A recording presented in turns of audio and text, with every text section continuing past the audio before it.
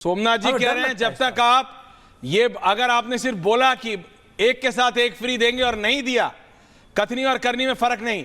अगर आपने बोला एक के साथ एक फ्री देना है तो देना पड़ेगा लालू जी स्टाइल में। अगर आप बोलेंगे सिर्फ एक के साथ एक फ्री और देंगे नहीं तो फिर गलत बात हो जाएगी। बोलिए एक के साथ एक फ्री तो दीजिए भी। सुधांशु जी, मैं संक्षेप में इसका उत्तर ऐश्वर्या जी, मैं इस पे थोड़ा सा कमेंट कर दूं, क्योंकि आपने बात कहीं और घुमा दी।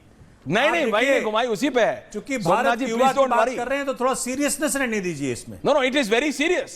नहीं, कृपया करके आपकी सरकार उस पे गिरी है sir. How can there be anything more serious than this? युवा को ये भी पता है कि नोएडा कहां है। सुधांशु जी, counter. So we need to understand that we need to be serious about it. Absolutely. We can't make joke of Bharat का युवा। कि वही तो मैं कह रहा हूं, मत करिए।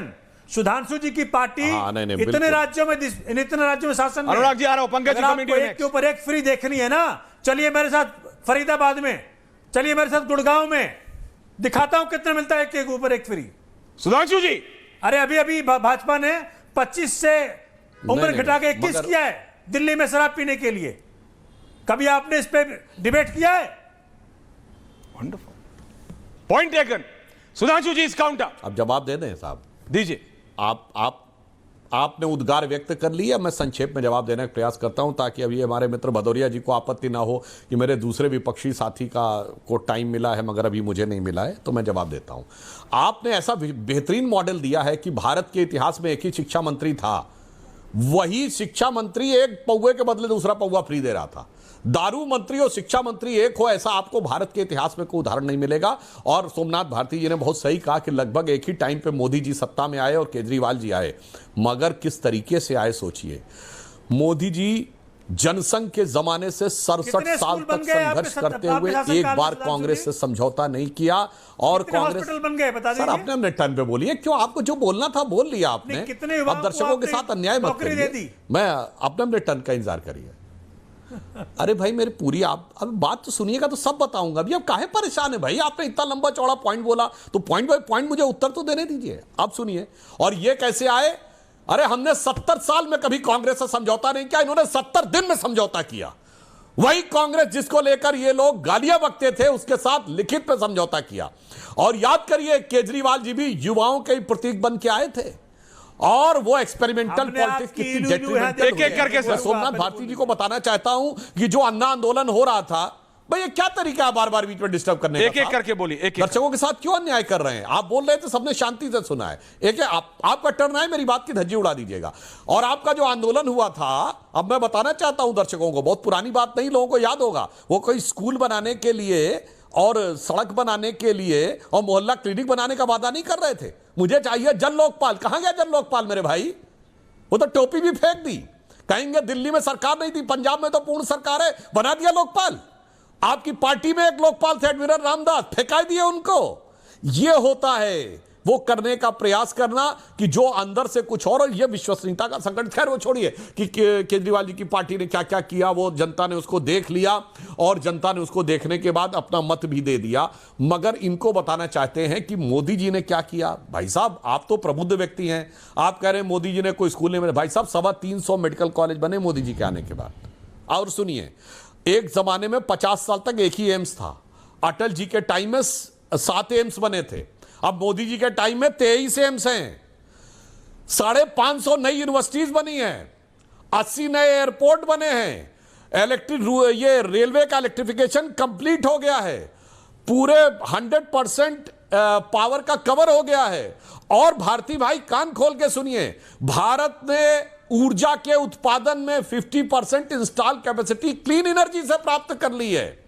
चौथी बड़ी अर्थव्यवस्था बने हैं, चौथे बड़े स्टॉक एक्सचेंज बने हैं, तीसरे बड़े ऑटोमोबाइल के मैन्युफैक्चरर बने हैं, दूसरे बड़े मोबाइल हैंडसेट के मैन्युफैक्चरर बने हैं और डिजिटल ट्रांजैक्शन में दुनिया के नंबर 1 देश बने हैं। इस समय ऑल G7 G20 कंट्रीज में सबसे तेजी से बढ़ती अर्थव्यवस्था है। इस समय जो महंगाई की दर है वो ऑल टाइम लो पे है। मैं चैलेंज करके पूछता हूं कांग्रेस के रिजीम में कभी बताइए जब महंगाई की दर विकास की दर की 1/4 रही हो। और रही बात रोजगार सृजन करने के, तो जब आप आए तब 11 करोड़ EPFO अकाउंट थे, 26 करोड़ है।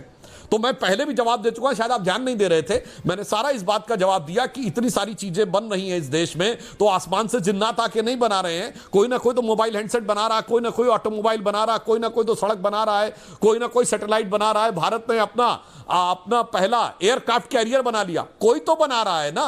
भारत ने 100 सैटेलाइट एक साथ लॉन्च कर दिए, कोई तो बना रहा है ना। मगर इसके नजरों पे चश्मा ही चढ़ा हुआ, उसे क्या दिखाई पड़ेगा। इसलिए मैं सिर्फ एक ही पंक्ति में कहना चाहूंगा, देखिए साहब, नजारा बहुत बदला है, पर नजर पे से वो चश्मा हटाइए। और केजरीवाल जी ने जो किया था, मैं दर्शकों से कहना चाहता हूं, यह दर्शाता है कि राजनीति का नया प्रयोग कितना भयानक रोग ला सकता है, वो दिल्ली और पंजाब को देख के समझ में आता है। पंकज शर्मा, पंकज जी, अनुराग जी कमिंग, पंकज जी को छोटा बोलना चाह रहे हैं। पंकज जी, मैं बोल लूं या सुनिए, मैं ये गलत बात है, आप इधर उधर भाग रहे हैं। अगर किधर भाग रहा हूं मैं? रिलैक्स कीजिए, हम लोग को क्यों बुलाया? Stop underestimating Pankaj ji like this. Pankaj Sharma ji, Anurag ji आ रहा हूं, कहां भाग रहा हूं? रिलैक्स पहले ही कहा था कि भदौरिया जी को प्रॉब्लम होगी अभी। क्यों होती है? इतना पेशेंस, सब्र होना चाहिए। एजेंडा चलाने बैठे हैं पंकज जी, आपको एजेंडा चलाना है भाई। अरे आप बुला के सब, उसके बाद लास्ट में बोलोगे जल्दी बोलो। अरे कौन भैया? Please don't waste my time. Pankaj ji बोलिए ना।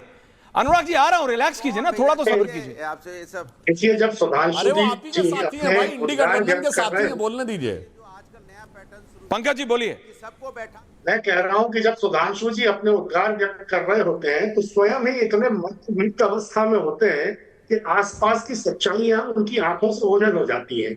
अरे सुधांशु जी, सत्ता को अपनी बकौती तो वो लोग समझ रहे हैं, सत्ता मिलने के बाद से इतने आत्ममुक्त हैं कि जनसभाओं में भाड़े के लोगों से अपने नाम का आलाप लगवाने के लिए आजकल बाकायदा ट्रेनिंग वर्कशॉप आयोजित करने लगे हैं। मालूम है आपको?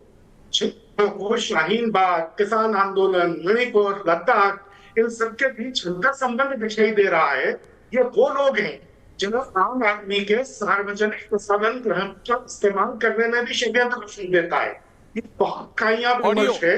पंकज जी आपका ऑडियो ठीक करा रहा हूं। पंकज जी आपका ऑडियो क्रैक करा रहा है। पंकज जी सर, आपका ऑडियो क्रैक कर रहा है। सतीश जी क्या हुआ? सतीश जी आ रहा हूं सतीश जी, समझ रहा हूं। I can see your hand action, सुनाई नहीं दे रहा है, मैं समझ रहा हूं, मुझे भी नहीं सुनाई दे रहा, मैं करा रहा हूं ठीक, करा रहा हूं सर, करा रहा हूं ठीक।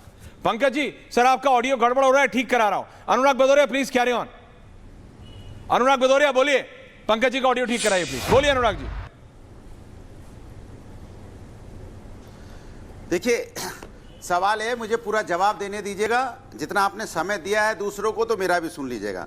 सुधांशु जी ने कहा कि हमारी सरकार आई, आईआईटी में नए नए उपक्रम लड़के बनाने लगे, आईएम आ गया। अरे भाई, आईआईटी पहले भी था, पहले भी बच्चे पढ़ते थे। कोई बीजेपी की वजह से आईआईटी में एडमिशन नहीं हो रहा है। बच्चे अपनी मेहनत से, अपने कंपटीशन से आईआईटी में जाते हैं, आईएम में जाते हैं। कोई इसमें बीजेपी का योगदान नहीं है। दूसरी बात, आपने बोला 315 मेडिकल कॉलेज खुल गए। शायद आपको याद नहीं, जो मेडिकल हॉस्पिटल जिले में थे ना, उन जिले के हॉस्पिटल को आपने मेडिकल कॉलेज में कन्वर्ट कर दिया। तो हालत ये हो गई कि स्ट्रेचर नहीं मिलता है तो साइकिल पे ही अगर कोई बीमार हो जाता है तो लाद के ले जाना पड़ता है। वो आपने विजुअल देखे कि नहीं देखे?